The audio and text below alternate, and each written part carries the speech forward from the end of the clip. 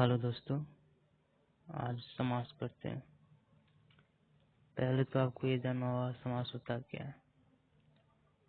समास संक्षिप्तीकरण को समास कहते हैं। संक्षिप्तीकरण का अर्थ हुआ आपका कोई सेंटेंस लिखा है तो उसको छोटा कैसे किया जाता है, उसी को संक्षिप्तीकरण कहते हैं। या फिर इसको किसी दूसरे मेथड से आप इस ढंग से भी कह सकते हैं, जब सेंटेंस के बीच की विभक्तियों को हटाकर उसको एक किया जाता है तो उसे भी समास कहते हैं। फॉर एग्जाम्पल, जैसे में आप देख लीजिए, जैसे स्नान घर लिखा है, मान लीजिए स्नान घर, स्नान का घर लिखा है, स्नान का घर। इसमें विभक्ति कौन है? विभक्ति आपका ये हो गया, जो को है ना, विभक्ति हो, अर्थात जो चिन्ह होता है सेंटेंस के बीच में, जो सब चिन्ह सब आता है उसी को विभक्ति बोलते हैं। तो जब इसको हम हटा देंगे तो आपका क्या बन गया? स्नान घर। स्नान घर, स्नान घर, यही आपका समास हो गया। ठीक। अब उसके बाद है आपका समास का कितना भेद होता है, ये कितने प्रकार का होता है। तो समास टोटली 6 प्रकार का होता है। पहला आपका हो जाएगा द्वंद्व समास, दूसरा द्विंगी समास, अव्ययभाव समास, तत्पुरुष समास, कर्मधारय समास, बहुब्रीहि समास। तो आपको एक एक कर सबको पढ़ना है। तो अगर पहला हो गया द्वंद्व समास, किसे कहते हैं? देखिए, द्वंद्व समास में क्या होता है, जो आपका पूर्व पद मतलब पहला पद और बाद का पद होता है वो दोनों इम्पोर्टेंट होता है। जैसे फॉर एग्जाम्पल आपका दिए हुआ है माता पिता, तो इसमें जो आपका माता है और पिता है दोनों इम्पोर्टेंट है। और इसमें क्या होता है, जो आपका द्वंद्व समास होता है इसमें विभक्ति नहीं लगता है। जैसे स्नान का घर लिखे थे तो उसमें का लिखा था, पर इसमें माता और पिता है, माता और पिता। इसमें देखिए, इसमें आपका विभक्ति नहीं है। द्वंद्व समास में विभक्ति नहीं होता है, इसमें हाइफन होता है या फिर और होता है। और इसका दोनों पद मतलब पहला पद और लास्ट पद मतलब पूर्व पद और उत्तम पद दोनों इम्पोर्टेंट होता है, उसी को द्वंद्व समास कहते हैं। आपका तीसरा आता है, नहीं दूसरा, द्विंगी समास। द्विंगी समास में क्या होता है, जो आपका पूर्व पद होता है वो संख्यावाची होता है। संख्यावाची का मतलब आपका कोई उसका जो पहला पद होगा वो किसी गिनती को डिनोट करेगा, किसी संख्या को दिखाना चाहिए। फॉर एग्जाम्पल आपका लिखा है नवरत्न, तो इसमें आपका ये पहला पद हुआ और ये आपका दूसरा पद हुआ। पहला पद क्या है? नव, मतलब ये किसी गिनती को दिखा रहा है, किसी संख्या को दिखा रहा है। तो इस टाइप का जब भी आता है तो उसे द्विंगी समास कहते हैं। द्विंगी समास में आपका क्या होता है, पहला जो पद होता है वो किसी संख्या को डिनोट करता है, किसी गिनती को डिनोट करता है। ठीक। अब इसके बाद आपका आता है तत्पुरुष समास।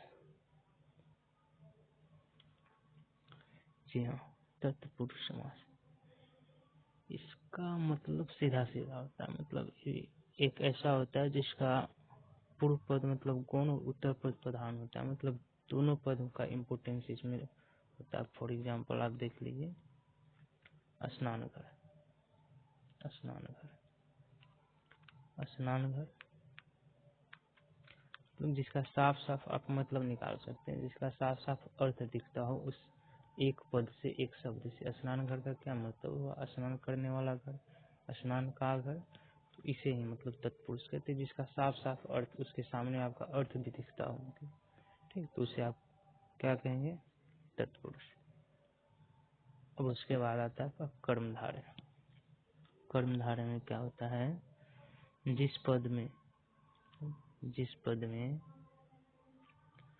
पूर्व पद विशेषण होता है, मतलब जो पहला पद होता है वो उस संख्या के विशेषता बताता है, मतलब उस शब्द का विशेषता बताता है। फॉर एग्जाम्पल नीलकमल, नीलकमल,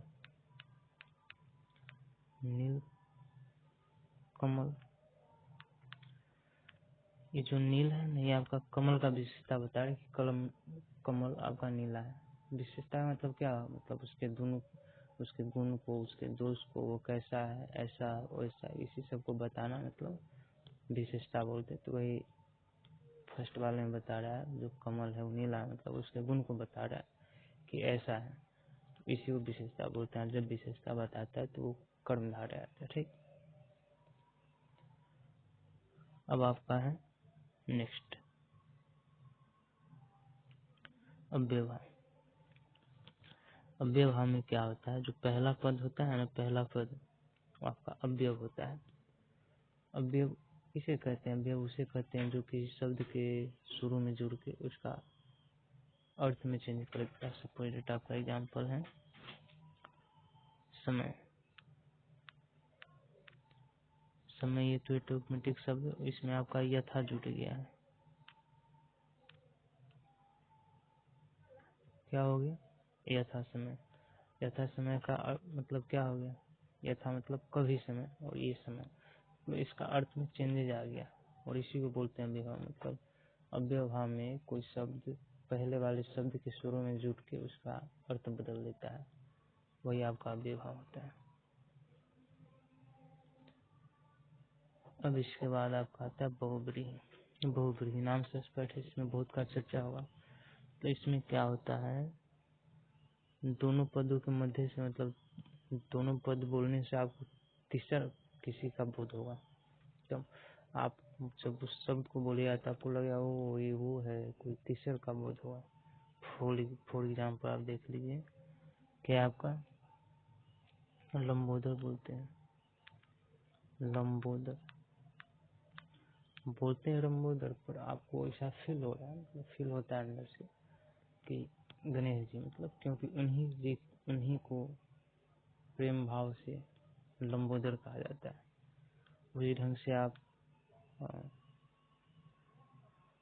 चंद्रशेखर बोलिए, चंद्रशेखर,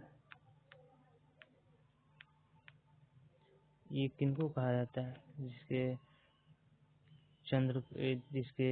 चंद्रशेखर मतलब जिसके शिखर पे चंद्र है, मतलब भगवान शंकर जी के ना देखते हैं सिर पे चंद्रमा जी होते हैं, तो इसीलिए उनको कहा जाता है चंद्रशेखर। उसके बाद आप नीलकंठ देख लीजिए, नीलकंठ, नीलकंठ किसे कहते हैं, जिसका कंठ नीला होता है, तो भगवान शिव जी को कहते हैं। तो बोलते हैं नीलकंठ, लेकिन याद आ जा रहा है शिव जी, शंकर भगवान भोलेनाथ, क्योंकि उनका ही कंठ नीला है, तो उन्हीं को नीलकंठ कहा जाता है। तो जिसमें बोलने से आपको कोई तीसरा आदमी का अनुभव हो जाए, मतलब तीसरा का बोध हो जाए, उससे आप बहुव्रीहि कहिएगा। कौन समास, बहुव्रीहि समास। अब उसके बाद क्या है आपका, कुछ इस चैप्टर समास से मतलब कुछ ऑब्जेक्टिव बन रहा है, उस ऑब्जेक्टिव को भी देख लीजिए। पहला ऑब्जेक्टिव है, किसी समास में शब्दों के मध्य संयोजक चिन्ह का लोप हो जाता है। आपको बताया शुरू में, जब चिन्ह किस समाज में किस समास में कोई चिन्ह का यूज नहीं होता है, तो द्वंद्व समास में उसमें एक हाइफन लगता है या फिर और लगता है, का, के, की, को, डिस्टेट, इसे नहीं लगता है, तो किसमें, द्वंद्व में। सेकेंड क्वेश्चन आपका पूर्व पद, मतलब जो पहला पद होता है वो संख्यावाचक होता है, मतलब गिनते का संख्या होता है, किसमें, तो दिंगी में। नवरत्न हो गया, सप्तमहल हो गया, तो इसी ढंग से आप कुछ ही बोलिए जिसका पहला पद अगर संख्या को डिनोट कर रहा है तो आपका हो जाता है दिंग। 3 नंबर क्वेश्चन है जन्मांध। तो जन्मांध का मतलब है जन्म से अंधा, तो इसका साफ साफ आपका मतलब दिख रहा है कि भाई जन्म से अंधा। तो जिसका साफ साफ मतलब आपको दिख रहा है वो हो गया आपका ये तत्पुरुष, या फिर जिसका जो उत्तम पद होता है, उत्तम मतलब जो पद होता है, जो लास्ट वाला पद होता है वो प्रधान होता है, मतलब वो क्या है, उसको जन्म से अंधा, मतलब अंधा है कौन, जन्म से। अंधा यहाँ मतलब स्पेसिफिक, मतलब इसका ज्यादा महत्व है, इसलिए आपका ये तत्पुरुष हो गया। उसी ढंग से आपका 4 नंबर है यथास्थान सामासिक से विग्रह क्या होगा, मतलब यहाँ यथा एक अलग है और आपका स्थान अलग है, तो इसका लिख सकते हैं ना, क्या हो जाएगा बोलिए आप लोग, स्थान के अनुसार। ठीक, तो ये आपका हो जाएगा इसका विग्रह। उसके बाद 5 नंबर है आपका, जिस समास में दोनों पदों के माध्यम से एक विशेष दृश्य का अर्थ बोध होता है। किसमें होता है, मतलब कोई तीसरा आदमी एंट्री कर ले, बोले उस शब्द को, पर फील मतलब किसी और का मतलब तीसरा का फील हो, तो उस किसमें होता है, बहुब्री में।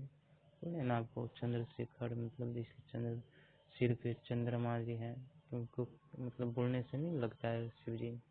नीलकंठ बोलने से लगता है हाँ शिव जी। लंबोदर बोलने से गणेश जी लगता है, तो उसी को बहुब्री बोलते हैं। उसके बाद आपका सप्तद्वीप, मतलब सप्तद्वीप मतलब 7 द्वीप का समय ढंग से पूछ सकते हैं। यहाँ 7 आ गया शुरू में, और जिसके पूर्व पद मतलब संख्यावाचक होता है उसे क्या बोलते हैं, द्विंगी। जिसका पहला पद संख्या को डिनोट करता है उसे द्विंगी समास बोलते हैं। तो ये द्विंगी हो गया।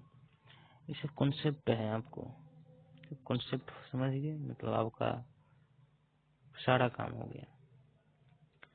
उसके बाद आपका देख लीजिए 7 नंबर क्वेश्चन है, मतदाता का विग्रह बोलता है। मतदाता किसको बोलते हैं, जो मत को देता है, तो ये मत को देने वाला मतदाता हो गया विग्रह। उसके बाद 8 नंबर क्वेश्चन है, आत्मविश्वास में समास है। आत्मविश्वास खुद का विश्वास, तो इसका अर्थ साफ साफ दिख रहा है, तो आपका तत्पुरुष हो गया। 9 नंबर है नीलकमल, मतलब नीला है कमल, या फिर कमल नीला है, बात वही हुआ, मतलब उसका विशेषता बताया जा रहा है। और जिसमें विशेषता बताया जाता हो तो उसका क्या होता है, पूर्व पद वाला जो विशेषता होता है वो क्या होता है, कर्मधारय होता है। 10 नंबर आपका क्वेश्चन है लंबोदर। लंबोदर लंबोदर का विग्रह क्या हो, लंबा है उदर जिसका, वो उदर का मतलब होता है पेट, तो किनका, श्री गणेश जी का है, तो वही हो जाएगा। और ये कौन सा समास हो गया, तो आपका बहुब्रीहि समास हुआ, क्योंकि लंबोदर शब्द से गणेश जी का प्रतीत होता है, मतलब उन्हीं का बोध होता है, तो ये आपका बहुब्रीहि समास हो गया। बस आपका समास इतना ही कॉन्सेप्ट था। और इस ढंग से आप कहीं से भी कोई क्वेश्चन उठाइए, थोड़ा उस पर सोचिएगा, कॉन्सेप्ट याद कीजिएगा, सब क्वेश्चन बन जाएगा। तो ये मेरे YouTube चैनल का पहला वीडियो था। अगर आप लोगों को पसंद आया हो तो चैनल को सब्सक्राइब कीजिए। जय हिंद।